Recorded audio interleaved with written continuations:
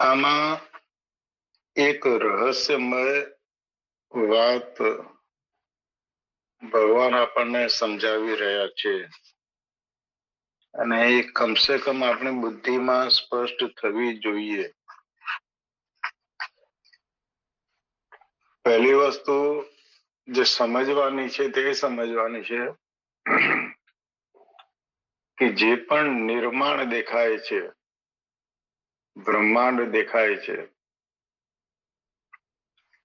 આપણું આ શરીર પણ બ્રહ્માંડનો એક ભાગ છે. આપણે એને વ્યષ્ટિ કહીએ છીએ, સામે સમષ્ટિ છે. સમષ્ટિ અને વ્યષ્ટિ પદાર્થની એટલે કે જડ તત્વની બનેલી છે અને આપણને દેખાય છે કે સજીવ તત્વની પણ પ્રકૃતિમાં દેખાય છે, એટલે પશુ, પક્ષી, પ્રાણી, માનવ. અને એક ઇલ્યુઝન એવું રહે છે કે મને હું જડ છું એવો અનુભવ જ નથી, જ્ઞાન જ નથી, માહિતી જ નથી. મને તો એમ લાગે છે હું તો સજીવ છું, ચેતન વાળો છું, આત્મા છું. પણ મારામાં રહેલો આત્મા એ સત્તા છે, અધિષ્ઠાન છે, જેના થકી મારી જ્ઞાનેન્દ્રિય, કર્મેન્દ્રિય, મારા 5 પ્રાણ અને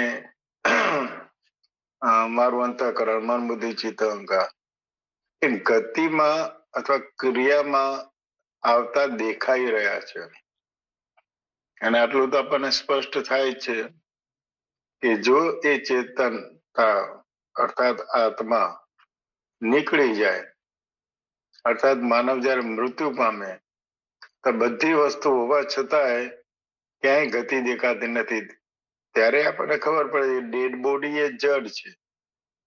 એ વખતે આપણને ખ્યાલ આવે છે પણ મારું આ શરીર જડ છે એ હમણાં મને ખબર નથી પડતી. આ એક બેઝિક વસ્તુ સમજવી પડશે જે આપણા પકડમાં આવતું નથી. અલબત્ત આના માટે શબ્દ વાપરે છે દેહાધ્યાસ છે. અને સુખી અને દુખી દેહ જ થાય છે, પણ એ ચેતનતાના કારણે જે દેહ સુખ અને દુઃખનો અનુભવ કરી રહ્યો છે, આ જ દેહને બાળી નાખો છો. જો દુઃખ થતું હોત દેહને તો બૂમાબૂમ કરતો હોત, ઉભો થઈને લાકડી લઈને મારવા દોડ્યો. એટલે પહેલું જે વસ્તુ કહે છે કે જે પણ નિર્માણ છે એ બીજું કંઈ નથી, પ્રકૃતિના 3 ગુણો છે, સતોગુણ, રજોગુણ, તમોગુણ. અને ભગવાને અહીંયા સ્પષ્ટ કીધું કે પરમાત્માને જ્યારે પ્રથમ ઈચ્છા થઈ, સંકલ્પ કર્યો ભગવાને, ત્યારે મહાસર્ગમાં પ્રથમ મોજું જે શરૂ થયો હોય સંકલ્પ એ ભગવાનની ઈચ્છા. એટલે અહીંયા કર્મ અને કર્મ કરવા પાછળનો ભાવ, આ 2 વસ્તુને મગજમાં લઈને ચાલવું પડશે. નહીં તો આ શ્લોકમાં ભગવાન જે કહે છે, પતંજલિ છે એ થોડુંક અલગ રીતે કહે છે. ભગવાને પતંજલિને જેને કહીએ ને કે વિરુદ્ધમાં નથી બોલ્યા, આ પછી એની બ્યુટી છે. ક્રિટિસાઇઝ નથી કર્યા, એમણે પોતાની વાત મૂકી છે. એટલે હવે અહીંયા એ સમજવું પડશે કે મારી બુદ્ધિ છે, મારે પતંજલિ ઋષિ જે કહી ગયા છે એને કઈ રીતે સ્વીકારવી, અને ભગવાન કૃષ્ણ જે સમજાવી રહ્યા છે એને કઈ રીતે સ્વીકારવું, મારે મારી બુદ્ધિનો ઉપયોગ કરવો પડશે. અને આપણે લગભગ એ પણ કરતા નથી. આપણને તો શાસ્ત્રમાં જે લખ્યું છે અથવા કોઈ સંત આવીને જે આપણને કહે એટલે આપણે સ્વીકારી લઈએ. અને સામાન્યતઃ આપણે પાપ અને પુણ્ય, મોક્ષ જોઈએ છે એક અર્થમાં. હમણાં ભગવાન પોતે આવી અને કહે કે હું તમારા પર ખુશ છું, બેસો આમ વિમાનમાં તમને મોક્ષ આપું અને એક પણ આપણે તૈયાર નથી જવા માટે. તો સમજવું શું છે? મોક્ષ જોઈએ છે તો શું જોઈએ છે? છતાં એમાં ન પડો. હું એટલા માટે થોડુંક વિગતવાર સમજાવી રહ્યો છું કે આપણે લગભગ અજ્ઞાનમાં જે તમોગુણનો લાક્ષણિકતા આવશે અને આવતીકાલે આપણે એના પર ડિસ્કશન કરીશું. તમો ગુણમાં પણ આપણે કેમ છીએ? જે આ રજો ગુણ છે. અને અહીંયા તો ત્રણેય ગુણો કઈ રીતે બાંધે છે? સત્વ ગુણ પણ બાંધે છે, રજો ગુણ પણ બાંધે છે, તમો ગુણ પણ બાંધે છે, અને છતાં એક સંભાવના જે આપણામાં મૂકી છે. એટલે મનોજભાઈનો જે કાલે પ્રશ્ન હતો કે ભાઈ આમાંથી ઉપર ઉઠવાનું છે, એકને દબાવવાનું છે, શું કરવાનું છે, એ પણ એના પછીનો 9મો શ્લોક આવે છે, એ આપણે કરીશું. ત્રણ ગુણો જો સ્પષ્ટ થઈ જશે તો ઘણી બધી બાબતોની સ્પષ્ટતા થશે. સ્પષ્ટતા એટલે સમજણ પ્રમાણે અનુભવ, સમજણ એ જ જ્ઞાન, અને એ જ પ્રાપ્તિ લગભગ થઈ જશે. એટલે પતંજલિનું જે સૂત્ર છે, ક્રિયાને મહત્વ આપ્યું છે, ક્રિયા પ્રકાશક છે.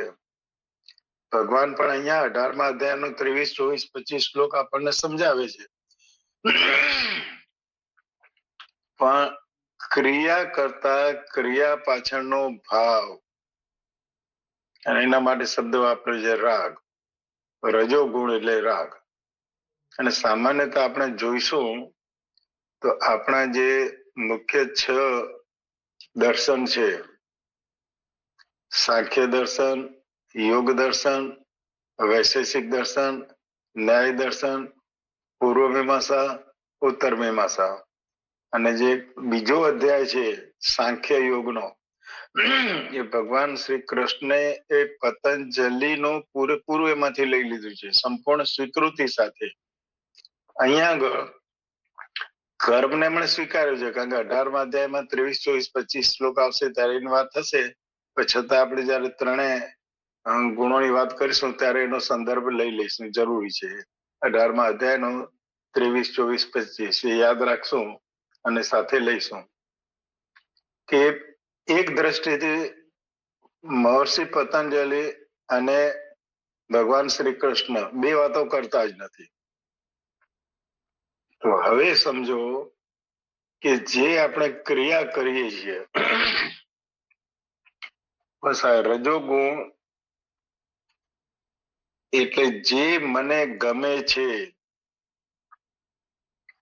અર્થાત રાગ. તો રાગ કોના અંદર થશે? તો જેનાથી મને ફાયદો થાય. પહેલું જ વસ્તુ આવશે લોભ. જે વાસના, વિષય સુખ, ભોગમાં સુખ, એ કયો થશે? જેના પ્રત્યે મને આસક્તિ હશે. રાગ એટલે સંગ, સંગ એટલે આસક્તિ, વિષયોનો સંગ. ધ્યાયતો વિષય પુંસા સંગ તેસના ઉપજાયતે, સંગાત સંજાયતે કામા, કામાત ક્રોધો ઉપજાયતે, ક્રોધાત ભવતી સમોહા, સમોહાત સ્મૃતિ વિભ્રમા, સ્મૃતિ ભ્રષ્ટાંત બુદ્ધિનાશો, બુદ્ધિનાશો વિનશ્યતિ. બુદ્ધિનો નાશ થાય છે. બુદ્ધિ એટલે કઈ? બુદ્ધિ આટલી જ છે, જ્ઞાનમય છે કે જ્ઞાનમય છે? સંસારમય છે કે સ્વરૂપમય છે? સમગ્ર જીવન આટલું જ છે. અને સંસાર એટલે કર્મ. તો હવે અહીંયા ભગવાન ચોખ્ખું કહે છે કે એક સમયે જ્યારે પ્રકૃતિ સામ્યાવસ્થામાં છે, અર્થાત જગત ઉત્પન્ન થયું જ નથી, અને આમાં ઉલ્લેખ કર્યો છે એ પ્રમાણે સંકલ્પ થયો, કામના થઈ, ઈચ્છા થઈ ભગવાનની, અને ભગવાનની કામના થઈ એટલે પેલી અષ્ટધા પ્રકૃતિ છે, એના અંદર 3 ગુણોમાં જે સળવળાટ થયો અને પંચમહાભૂતમાંથી દેખાતું આ સમગ્ર જગત, જડ અને ચેતન, અપરા પ્રકૃતિ અને પરા પ્રકૃતિ, અર્થાત મારી જ્ઞાનેન્દ્રિયો અને મારું અંતઃકરણ સત્વગુણમાંથી છે, મારી કર્મેન્દ્રિયો અને મારામાં રહેલા 5 પ્રાણ એ રજોગુણમાંથી છે, અને દેખાતું જેનું નામ અને રૂપ છે એટલે કે આ જગત પદાર્થ એ પદાર્થ એ તમો ગુણમાંથી છે. એટલે પહેલા તો એટલું સમજવાનું છે કે જે દેખાઈ રહ્યું છે એ પરા અને અપરાનો સંયોગ છે, અને એ પરા અને અપરા નો સંયોગને સ્પષ્ટ જાણી લેવું એને જ વિવેક કહે છે. તો હવે મારામાં રહેલી કર્મેન્દ્રિય અને મારામાં રહેલું પ્રાણ ના તો કર્મેન્દ્રિયો કામ કરતી નથી. 4 દાડા ભૂખ્યા પણ રહીએ ને તો પ્રાણ ઉપર અસર થાય છે અને કર્મેન્દ્રિયો લૂલી પડી જાય. તો પ્રાણ થકી જ મારી કર્મેન્દ્રિયો ક્રિયા કરવા માટે સક્ષમ બને છે. તો હવે મારી જે કર્મેન્દ્રિયો છે એ કઈ કરે છે? તો જેવા મારું અંતઃકરણ, જેવું મારું મન, બુદ્ધિ, ચિત્ત, અહંકાર, તો જેના અંદર મને રાગ છે, જેના અંદર મને લોભ છે, જેના માટે મને તૃષ્ણા છે, જેના માટે મને કામના છે, જેના પ્રત્યે મને આસક્તિ છે, પછી એ વસ્તુ હોય કે વ્યક્તિ હોય કે સંયોગો હોય, તો એ ચિત્તમાં એક પ્રકારની વાસના ઉભી કરે છે. એટલે ભગવાન પતંજલિએ કીધું યોગ ચિત્ત વૃત્તિ નિરોધ, બે જ સ્થિતિ છે. એક ચિત્તમાં વૃત્તિ છે અને બીજું ચિત્ત જો શુદ્ધ હોય તો વૃત્તિ વિહીન છે. વૃત્તિ વિહીન ચિત્ત એ મારું સ્વરૂપ, મારી ચેતના, મારો આત્મા, જે જ્ઞાતા છે, દ્રષ્ટા છે. અને અહીંયા ભગવાન બ્યુટીફુલી કહે છે કે ક્રિયા તો થશે, કારણ કે કર્મેન્દ્રિય છે, 5 પ્રાણ છે, જ્ઞાનેન્દ્રિય છે, અંતઃકરણ છે, સામે જગત મૂક્યું છે, ગોચર પદાર્થો ઇન્દ્રિયોથી જે જાણી શકાય છે, જ્ઞાનેન્દ્રિયથી તો જાણાય છે, મન, બુદ્ધિ, ચિત્ત, અહંકાર પ્રમાણે કર્મેન્દ્રિયો ક્રિયા કરે છે, એકબીજાનો સંયોગ છે, એકબીજાનો સંબંધ છે, અને કર્મ ચાલુ થયું. તો કર્મ કયું કરો છો? બસ તો અહીંયા આગળ જો કામના જન્મી અને એના પ્રત્યે મોહ, આસક્તિ થયું તો એ રજોગુણ છે. કારણ કે ત્યાં કર્મ જે કરું છું ત્યાં શું આવે છે? હું કરું છું. બસ આ માન્યતા હું, અને જ્યાં હું આવ્યું અર્થાત રાગ કે દ્વેષ આવ્યો, હું આ નહીં કરું, દ્વેષ આવ્યો, તો હું કરું છું અર્થાત કરતા ભાવ, ભોગતા ભાવ, હું અને મારું, જે આસક્તિના કારણે છે, અહંકારના કારણે છે, રાગ દ્વેષના કારણે છે. એનો એ જો કર્મ તો હું કરું છું, જ્ઞાની પુરુષ પણ કર્મ કરે છે, પણ જ્યાં આ હું પણ નથી, અહંકાર નથી, તો પેલા સત્વગુણમાં પણ જે સુખ મળે છે ને, પુણ્ય કરવાથી મને એક સંતોષ થાય છે. ઘરે પણ આવીને 5 જણાને કહું છું, પરિવારમાં કહું છું, મિત્ર મંડળમાં કહું છું, તો સત્વગુણમાં સુખની ઈચ્છા, આકાંક્ષા, આસક્તિ એ બાંધે છે. અહીંયા પણ હું જે કર્મ કરું છું, એટલે હવે જો હું જ્ઞાની છું તો એ કર્મ કરું છું. અને આવા ઘણા દ્રષ્ટાંતો જે સંતો છે જે આવું કામ ન કરવું જોઈએ, દાખલા તરીકે ચામડાનું કામ ના કરવું જોઈએ, પણ સંતો થયા છે ચામડાનું કામ કરતા હોવા છતાં જીવન મુક્ત હતા, કારણ કે એમાં એમને આસક્તિ નથી, મોહ નતો, કામના નથી. બસ તો હવે જ્યાં આગળ હું કરું છું એ કર્મ બંધન છે, અને હું કરું છું નથી ત્યાં એ સત્વ ગુણ છે. એમાં પણ જો એ મને સુખ આપે છે, પુણ્યનું કામ છે, કરવું જોઈએ એવો પણ જો ભાવ થયો, તે પણ બંધન વાળું થઈ જશે. એટલે અહીંયા બ્યુટીફુલી જે સમજાયું છે તે ક્રિયા અને ક્રિયા પાછળનો ભાવ, અને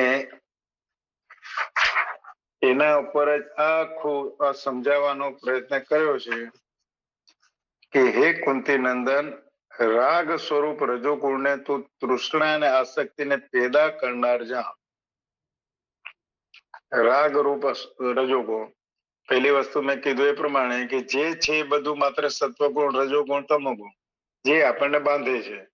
આપણે નથી બંધાવાનું તમોગુણથી, નથી બંધાવાનું રજોગુણથી, નથી બંધાવાનું સત્વગુણથી, પણ આપણું જે પ્રોડક્શન જ છે એ તો આ જ છે.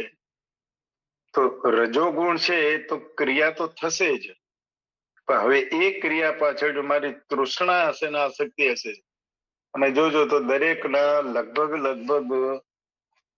જેને કહીએ ને કે જુદી જુદી કામનાઓ, જુદી જુદી ઈચ્છાઓ હોય છે. અને આ ભેદ છે તે શું છે? ભેદ એનો જ છે, જે ભેદ છે એ એનો જ છે. કારણ કે જડ વચ્ચે પણ ભેદ દેખાય છે, પણ એ ભેદ છે ગાઢ ભેદ. આજે એક જડ છે, એક નાનો પથ્થર દેખાય છે, બીજો એનું સ્વરૂપ જુઓ તો મોટું દેખાય છે. તો જડ વચ્ચે ભેદ શાનો છે? તો ગાઢ ભેદનો છે. પણ જડમાં અંતઃકરણ સુષુપ્ત છે. જે રીતે આપણે સુષુપ્તિના અંદર આ આપણું શરીર પડેલું છે, ભ્રમ છે પણ ઘનરૂપ છે, સુષુપ્ત છે. તો જડમાં પણ પરમાત્મા તો છે, કણકણમાં પરમાત્મા છે, પણ ત્યાં ભેદ છે એ અંતઃકરણ સુષુપ્તમાં છે. જડ અને જીવ, પથ્થર અને મારામાં શું ફરક છે? તો ક્રિયાભેદ છે. પર્વત વર્ષોથી એક જ જગ્યાએ છે, જ્યારે હું ક્રિયા કરતો દેખાઉં છું, પણ આ સમજવાનો પ્રયત્ન કરશે ક્રિયા શાનાથી થાય છે? કર્મેન્દ્રિયથી. શાનાથી થાય છે? જ્ઞાનેન્દ્રિયથી. જે જાણું છું પદાર્થ તે, આના પછીના શ્લોકમાં આવશે કે સત્વગુણ પદાર્થમાં જ્ઞાન આવે તે. પણ જડ અને જીવ વચ્ચે ક્રિયાભેદ છે. જીવ અને જીવ વચ્ચે શું છે? મારામાં ને તમારામાં, મારામાં ને અન્ય પ્રાણીમાં શું ભેદ છે? તો આ ઈચ્છા ભેદ છે. જીવમાં ઈચ્છા ભેદ. બસ જેની જેવી ઈચ્છા એવો એનો કર્મ, જેવી જેની આસક્તિ, કામના, તૃષ્ણા. એટલે અહીંયા કીધું કે રાગ સ્વરૂપ રજોગુણ ને તૃષ્ણા અને આસક્તિને પેદા કરનાર, મારામાં કામના જાગે છે, વારંવાર આપણે કરીશું રહ્યા છીએ, માત્ર તૃષ્ણા છે.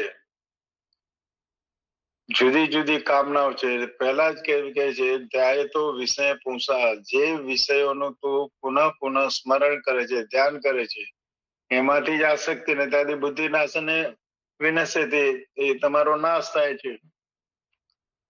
કર્મોની આસક્તિથી આ જીવાત્માને બાંધે છે, કર્મ નથી બાંધતો. બસ આટલું સમજવાનું આખા શ્લોકનું જે સાર તત્વ છે. કર્મ બાંધતો નથી, કારણ કે જ્ઞાની પુરુષ ઘણીવાર કર્મ કરે છે, એટલે તો પ્રાણીઓને ભોગ યોની કહે છે. આજે પ્રાણી પોતાના જીવનનો નિર્વાહ કરવા માટે જે હિંસા કરે છે, આપણે તો એટલી હિંસા કરતા જ નથી. આજે વાઘ પોતાનું જીવન મેન્ટેન કરવા માટે જેટલી હિંસા કરતો હશે, આપણે અલબત્ત એ હિંસા ક્રિયાથી નથી કરતા, મનથી તો એનાથી વધારે કરીએ છીએ. જે ઘૃણા તિરસ્કાર આપણા મનમાં છે, અને એને પાડવામાં, અને એનો પરાજય કરવામાં, અને એનો નાશ કરવામાં ભલે કરતા ના હોઈએ, પણ મનથી આપણે એના કરતા હિંસા વધારે કરીએ છીએ. પણ છતાંય ભોગ યોનીમાં કર્મ બાંધતા નથી, એને બંધન થતું નથી. ભોગ યોનીમાં તો ભોગ ભોગવી અને કુદરતના નિયમ પ્રમાણે આગળ વધો છો. એટલે સમગ્ર વસ્તુ જે સમજવાની છે કે ક્રિયાને રજોગુણનું સ્વરૂપ પતંજલિ યોગ દર્શનમાં આપ્યું છે. અને ભગવાન જે કહે છે એ યોગસ્થ કુરુ કર્માણી સંગ ત્યક્ત્વા ધનંજય. આજે બીજા અધ્યાયનો 48મો શ્લોક કીધું છે, બહુ જ સરસ કીધું છે. યોગસ્થ કુરુ કર્માણી સંગ ત્યક્ત્વા ધનંજય સિદ્ધિ અસિદ્ધિ સમભૂત્વા સમત્વમ યોગ ઉચ્યતે. હવે મારે ક્રિયા તો કરવાની છે. કઈ રીતે? જે ક્રિયા યોગમાં રહીને, યોગસ્થ કુરુ કર્માણી, કર્મ કરવાના યોગમાં રહીને. પતંજલિ કહે છે કે ક્રિયા છે સત્વગુણી છે, રજોગુણી છે, તમોગુણી છે, જે ભગવાન અનુમોદન આપે છે 18મા અધ્યાયમાં. અહીંયા આગળ કહે છે, ભગવાન જે આપણને કહે છે બ્યુટીફુલી, યોગમાં રહીને કર્મ કરો. એટલે બાપજીએ પણ ચોખ્ખું કીધું કે યજ્ઞ ભાવે કર્મ કરો, અન્યની સેવા પ્રમાણે કર્મ કરો, ફળની આસક્તિ વગર કર્મ કરો, પ્રભુ પ્રીત્યર્થે કર્મ કરો, અને છતાંય ક્ષમતામાં સિદ્ધિ અસિદ્ધિ સમભૂત્વા સમતમ યોગ ઉચ્યતે. જો મારી ક્રિયા કર્યા પછી ફળ મને અનુકૂળ કે પ્રતિકૂળ મળે, પણ ક્ષમતામાં રહું તો યોગમાં રહું છું. એ મારા સ્વરૂપમાં છું, પ્રકૃતિમાં ગતિ નથી, સ્વરૂપમાં સ્થિતિ છે. તો યોગસ્થ કુરુ કર્માણી એ તો જ શક્ય થશે સંગ ત્યક્તવા, આસક્તિનો ત્યાગ કરી. એટલે અહીંયા આગળ હવે સમીકરણ એ આવે છે કે રજોગુણ એટલે રાગ. એ રાગના કારણે તૃષ્ણા અને આસક્તિ જન્મે છે, ચિત્તના ઉપર એક અસર થાય છે. એ મારા મન બુદ્ધિ ચેત અહંકાર પ્રમાણે મને જ્ઞાન પણ એવું જ થાય છે, અને મને મારી જે કર્મેન્દ્રિયો છે એ પણ એ પ્રમાણે કાર્યાન્વિત થાય છે. એટલે કે છે કે માત્ર સજગ રહી, તમોગુણ તો નહીં જે આવશે આવતીકાલે, પણ રજોગુણમાં પણ સાવધાની, કર્મ પ્રત્યે આસક્તિ નહીં. કર્મ કરવાનું તો કર્તવ્ય કર્મ, સ્વધર્મ કર્મ કરો, યજ્ઞ ભાવે કરો. ક્યાંય પાછળ એનો મોહ નથી, આસક્તિ નથી, સુખ પ્રાપ્ત કરવાની ઈચ્છા નથી, માત્ર અન્યની સેવા, ઘસાઈને ઉજળા થઈએ. તો આવું આ શ્લોક આપણને સમજાવે છે. લગભગ હું માનું છું કે આમાં આવી જશે. દેહીના દેહ સાથે પોતાનો સંબંધ માનવાળા દેહીને આ રજોગુણ કર્મોની આસક્તિ બાંધે છે. કર્મના અંદર આસક્તિ જ ન તો કર્મ માત્ર અન્યના કલ્યાણ અર્થે જ, સેવા તો અન્યની, સાધના તો પણ માત્ર પોતાના સ્વરૂપમાં સ્થિતિ થવાની, પ્રકૃતિના ત્રણેય ગુણથી ઉપર ઉઠવા માટેની. એટલે સકામ ભાવથી કર્મો કરવામાં પણ સુખ થાય છે. એટલે અમુક કર્મોનો અમુક ફળ ભોગવીશું. આપણે તો મોક્ષ પણ જોઈએ છે, એ પણ કામના છે. એના માટે પાપમાં નથી જતા, પણ પુણ્ય કરીએ છીએ એ પણ કામના છે. એ પણ આપણને બાંધે છે. એટલે કર્મોની સુખાસક્તિથી છૂટવાને માટે સાધક એવો વિચાર કરે કે આ પદાર્થ, વ્યક્તિ, પરિસ્થિતિ, ઘટના કેટલો સમય આપણી પાસે રહેશે. બસ અહીંયા આગળ જે વસ્તુ જેવી છે તેવી. સંસાર છે તો સરકી રહ્યો છે, ક્ષણભંગુર છે, પરિવર્તનશીલ છે, શાશ્વત નથી. એને પોતાની સત્તા નથી, એનું અધિષ્ઠાન નથી, એમાં સુખ છે જ નહીં. સંસાર એટલે જ દુખાલય. એટલે કર્મ કરો, આસક્તિ રહિત થઈને કર્મ કરો. કારણ કે જીવન પ્રતિ ક્ષણે મૃત્યુમાં જઈ રહ્યું છે, સર્ગ પ્રતિ ક્ષણે પ્રલયમાં જઈ રહ્યો છે, સર્ગ પ્રતિ ક્ષણે પ્રલયમાં જઈ રહ્યો છે. આપણો પોતાનો અનુભવ છે. જન્મ્યા ત્યારે 3 કિલોના હતા, બાળક થયા, કિશોર થયા, યુવા થયા, ઘડપણ પણ આપ્યું, અને આપણે જાણીએ છીએ કે આપણા દાદાઓ, પરદાદાઓ, પિતાઓ જે ઉંમરલાયક છે એમના પિતાઓ પણ બધા ગુજરી જ ગયા છે. અને મોટા મોટા રાજા, મહારાજાઓ, ધનિકો જુઓ જતા રહ્યા છે. એટલે શરીર, ધન સંપત્તિ, મકાન વગેરે પણ જે દશા થશે આ શરીરને થવાની જ છે. તો વારંવાર જે સમજાવવાનો પ્રયત્ન કરે છે ભારપૂર્વક, તે એટલું જ કે છે આસક્તિ છોડી અને કર્મ કરો. અર્થાત કર્મ એવા કરો જે કર્મ બંધન ન થાય, કર્મ કરો જે અકર્મ થાય, કર્મ કરો જે સાક્ષી ભાવે હોય, કર્મ કરો જે જીવન મુક્ત અવસ્થામાં હોય, કર્મ કરો એટલે સત્વ ગુણી કર્મમાં પણ આસક્તિ નહીં. એટલે કોઈ પણ કર્મ સુખ ભોગ માટે નહીં, સંગ્રહ માટે નહીં, પ્રાપ્ત પરિસ્થિતિ અનુસાર અનાસક્ત ભાવથી કર્તવ્ય કર્મ કરવાનું છે. સમગ્ર શ્લોકનો જે ભાવાર્થ છે, પ્રાપ્ત પરિસ્થિતિ અનુસાર કર્મ તો કરવા પડશે. દુનિયાને લાગે આ ખરાબ કર્મ કરે છે, ભગવાન પોતે અર્જુનને કહે છે ઉભો થાય અને બધાને મારી નાખ. હિંસા કરવા માટે અનુમોદન આપે છે, પ્રોત્સાહન આપે છે, એ કર્મમાં જોડે છે. પણ જો એની પાછળનો ભાવ હશે કે મારે રાજા થવું છે, મારે રાજ્ય પ્રાપ્ત કરવું છે, તો એ કર્મ બંધનમાં ગયું. અને એનું એ પોતાના કર્તવ્ય કર્મ અનાસક્ત ભાવથી કર્તવ્ય કર્મ, બે શબ્દ વારંવાર ગોખવા જેવા છે. અનાસક્ત ભાવથી કર્તવ્ય કર્મ જો આપણે કરીએ તો આપણે તમો રજો સતોથી ઉપર ઉઠીને ગુણાતીતમાં છીએ. ગુણાતીત અવસ્થા જ આપણને આપણા સ્વરૂપમાં સ્થિર રાખવા માટે, જીવન મુક્ત અવસ્થાને અનુભવવા માટે, પોતાના સ્વરૂપનો અનુભવ કરવા માટે મદદરૂપ થાય છે. જય પ્રભુ, જય ગુરુ.